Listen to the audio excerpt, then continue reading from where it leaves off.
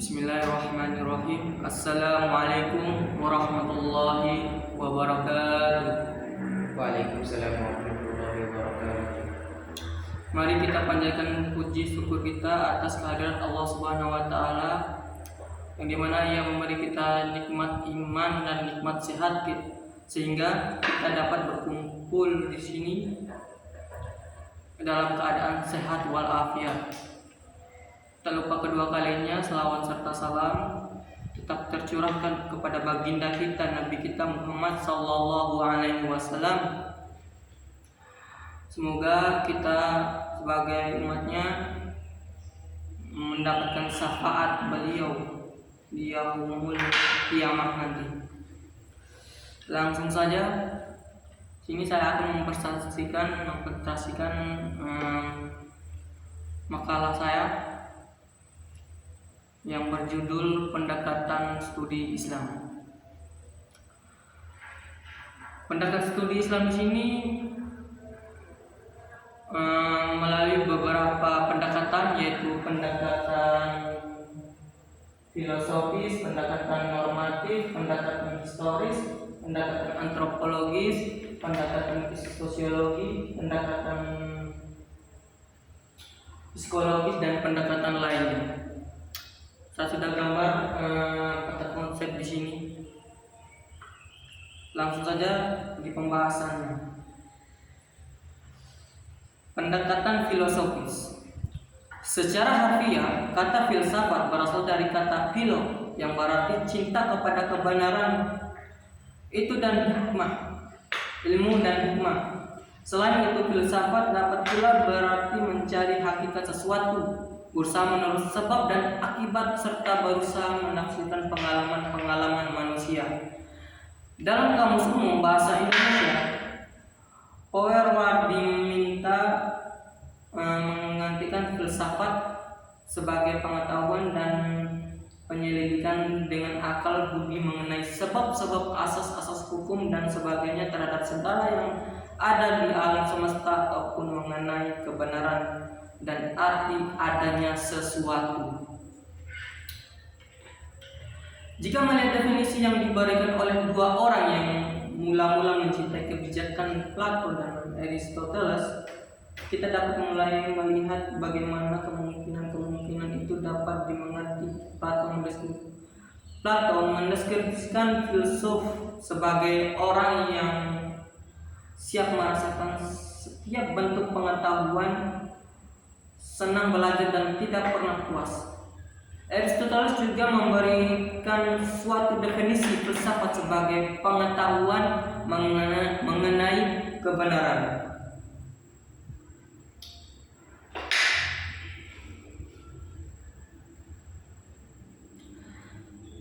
Sedangkan Sextus Empiricus menyatakan bahwa filsafat adalah suatu aktivitas yang melindungi kehidupan yang bahagia melalui diskusi dan argumen. Maka unsur kunci yang menyusun cinta pada kebajikan adalah kemauan menjaga pikiran tetap terbuka, kesediaan membaca secara luas dan mempertimbangkan seluruh wilayah pemikiran, dan memiliki perhatian pada kebenaran. Semua itu bagian dari suatu aktivitas atau proses di mana dialog, diskusi, dan mengungkapkan ide dan argumen merupakan intinya. Dengan kata lain, cinta pada kebijakan ini adalah suatu komitmen, suatu kemauan mengikuti sesuatu ide sampai pada kesimpulan-kesimpulan. Namun tiap langkah proses itu selalu terbuka untuk ditantangi, selalu terbuka dan untuk dibuktikan salah. Kesimpulan-kesimpulan yang dicapai bersifat sementara dan tentatif. Pengertian filsafat yang umumnya digunakan adalah pendapat yang dikemukakan Sidi Ghazal Ba. Menurutnya filsafat adalah berpikir secara mendalam, sistematik, radikal, dan universal dalam rangka mencari kebenaran inti, hikmah atau hakikat mengenai segala sesuatu yang ada.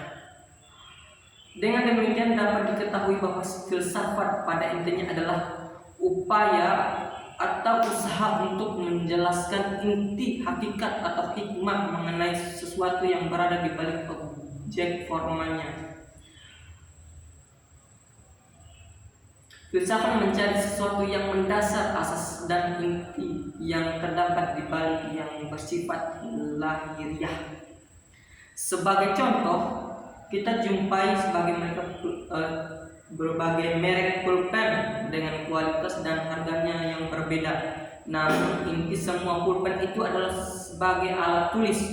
Ketika disebut alat tulis, maka tercukuplah semua nama yang jenis pulpen. Laws of Katsoff mengatakan bahwa kegiatan filsafat ialah merenung.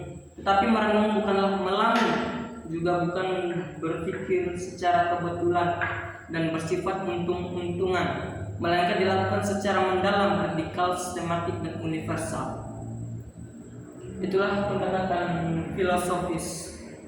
Sekarang yang kedua, pendekatan normatif.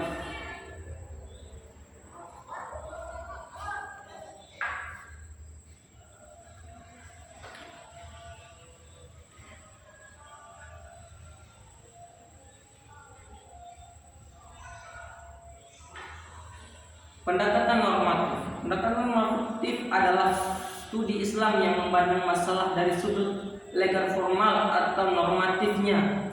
Legal formal adalah hukum yang ada hubungannya dengan halal dan haram, boleh atau tidak dan sejenisnya. Sementara normatif adalah seluruh ajaran yang terkandung dalam nas. Dengan demikian, pendekatan normatif mempunyai cukupan yang sangat luas, sebab seluruh pendekatan yang digunakan oleh ahli usul fikih, usuliyin, ahli hukum Islam atau fuqaha, ahli tafsir, mufassirin, dan li hadis, muhaddithin, ada hubungan dengan aspek legal formal serta ajaran Islam dari sumber termasuk pendekatan normatif. Sisi lain dari pendekatan normatif secara umum, ada dua teori yang dapat digunakan bersama pendekatan normatif teologis. Teori yang pertama adalah hal-hal yang bertujuan untuk mengetahui kebenaran serta dapat dibuktikan secara empirik dan eksperimental. Teori yang kedua adalah hal-hal yang sulit dibuktikan secara empirik dan eksperimental. Untuk hal yang dapat dibuktikan secara empirik biasanya disebut masalah yang berhubungan dengan raya atau penalaran. Sedangkan masalah-masalah yang tidak berhubungan dengan empirik atau gaib biasanya diusahakan pembuktian dengan mendahulukan kepercayaan. Hanya saja cukup sulit untuk menentukan hal-hal apa saja yang masuk klasifikasi empirik dan mana yang tidak terjadi, sehingga penyebab perbedaan pendapat di kalangan para ahli. Maka sikap yang perlu dilakukan dengan pendekatan normatif adalah sikap kritis.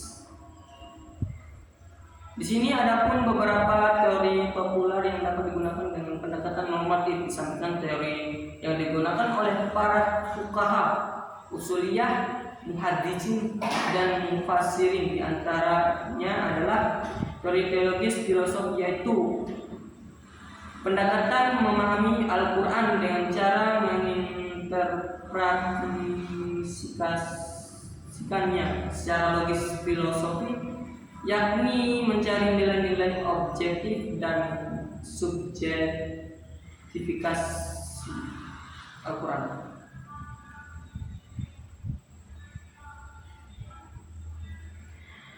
Teori lainnya adalah normatif sosiologi atau sosiologi, seperti yang ditawarkan Asghar al-Hengrinya dan Tahir al-Haddad, yakni dalam memahami nas atau Al-Quran dan Sunnah Nabi Muhammad SAW.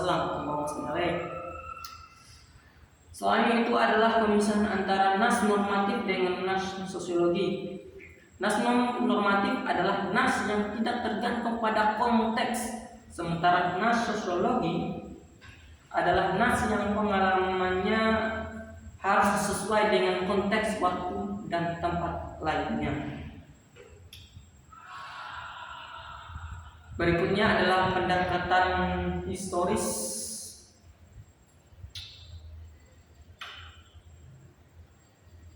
Pendekatan historis, sejarah atau historis atau historical approach adalah suatu ilmu yang di dalamnya dibahas berbagai peristiwa dengan memperhatikan unsur tempat, waktu, objek, latar belakang dan melakukan pelaku dari peristiwa tersebut.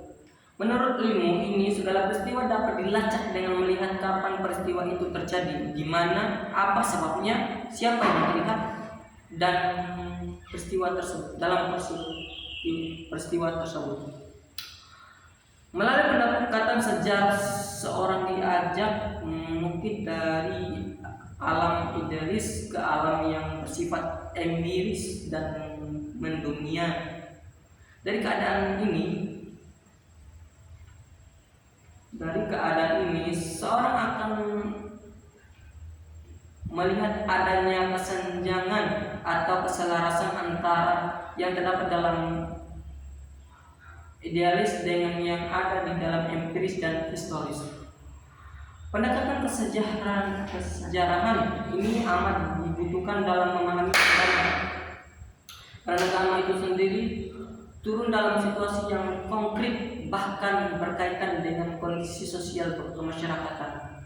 Dalam hubungan ini, Kontowijoyo telah melakukan studi yang mendalam terhadap agama yang dalam hal ini Islam menurut pendekatan sejarah. Ketika ia mempelajari Al-Quran, ia menyampaikan kepada satu kesimpulan bahwa pada dasarnya kandungan Al-Quran itu berbagi menjadi dua bagian. Bagian pertama berisi konsep-konsep dan bagian kedua berisi kisah-kisah sejarah dan perumpamaan.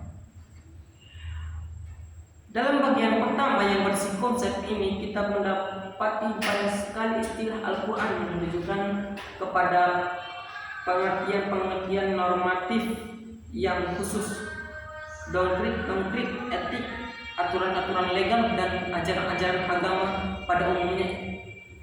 Istilah-istilah atau singkat pernyataan-pernyataan itu mungkin diangkat dari konsep-konsep yang telah dikenal oleh masyarakat Arab pada waktu Al-Quran, atau bisa jadi merupakan istilah-istilah baru yang dibentuk untuk mendukung adanya konsep-konsep religius yang ingin diperkenalkannya.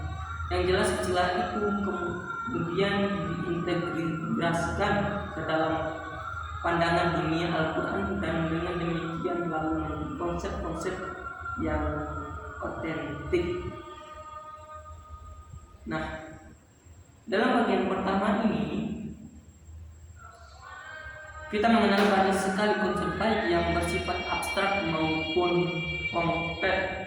Konsep tentang Allah, malaikat, akhirat, ma'ruf, munkar, dan sebagainya adalah termasuk yang abstrak. Sedangkan konsep tentang fukara, masakin, termasuk yang konkret, Selanjutnya, jika pada bagian yang berisi konsep Al-Quran berbentuk pemahaman yang komprehensif mengenai nilai-nilai Islam, maka pada bagian yang kedua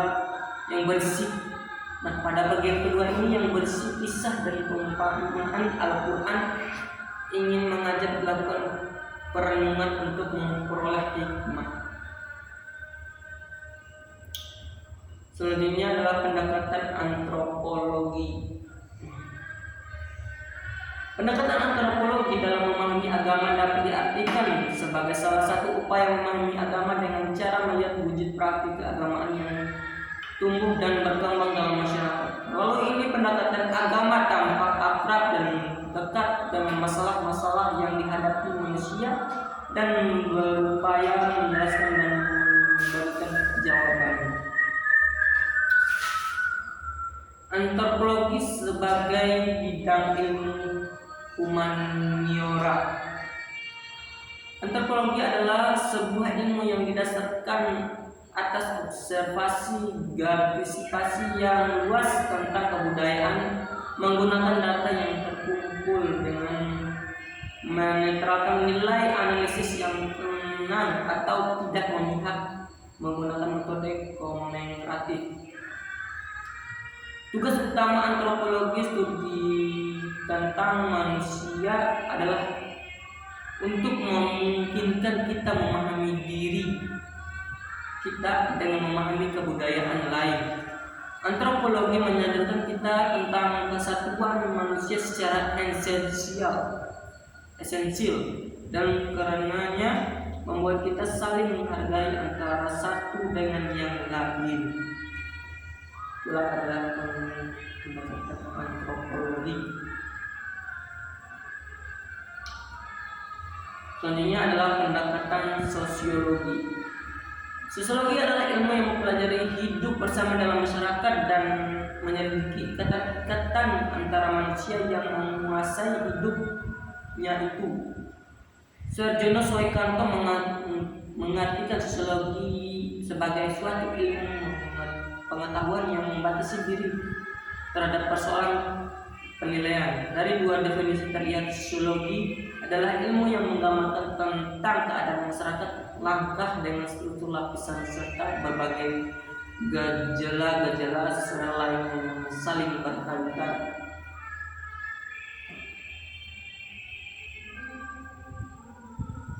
Selanjutnya adalah pendekatan teologis. Teologi dari segi etimologi berasal dari bahasa Yunani yaitu theologia yang terdiri dari kata theos yang berarti Tuhan atau dewa dan logos yang artinya ilmu, sehingga teologi adalah pengetahuan ketuhanan. Sedangkan pendekatan teologis adalah suatu pendekatan yang normatif dan subjektif terhadap agama. Pada umumnya pendekatan ini dilakukan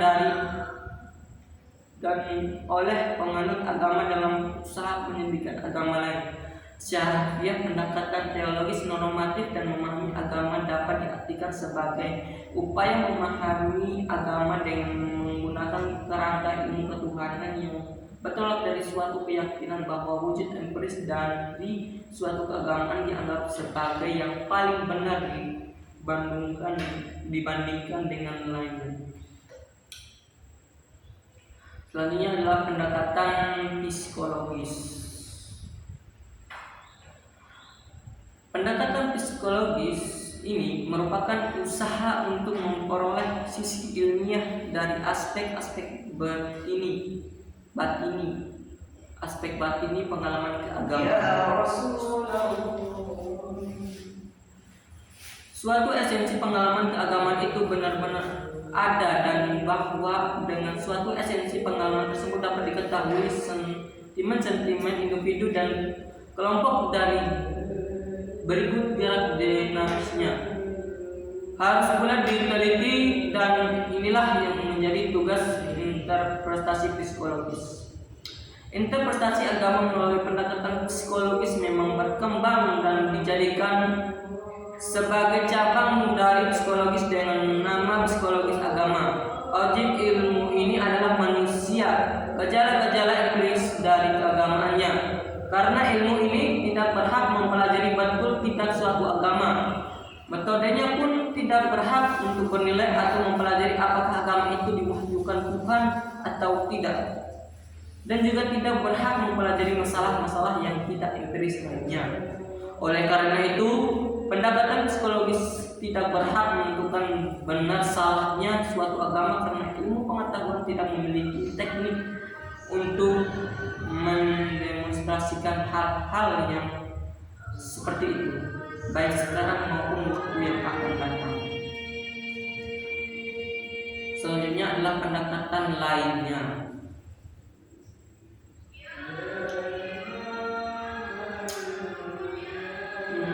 Pendekatan lainnya ini ada beberapa pendekatan kasus, pendekatan analisis, pendekatan perbandingan, pendekatan perundang-undangan,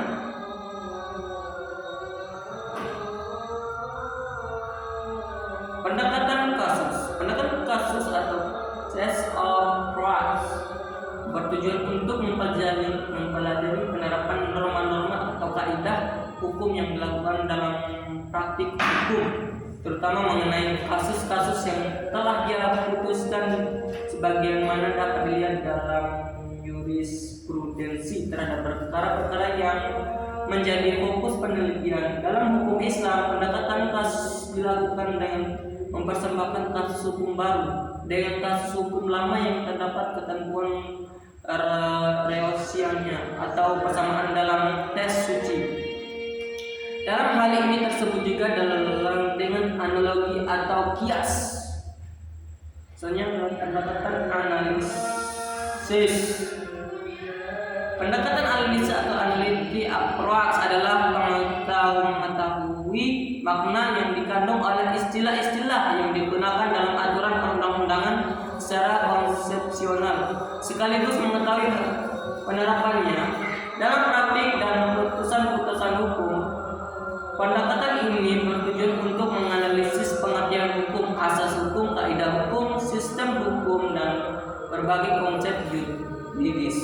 Misalnya konsep yuridis tentang subjek hukum, objek hukum, dan hak milik, perkawinan, perjanjian, perikanan, hubungan kerja, jual beli, prestasi, dan sebagainya.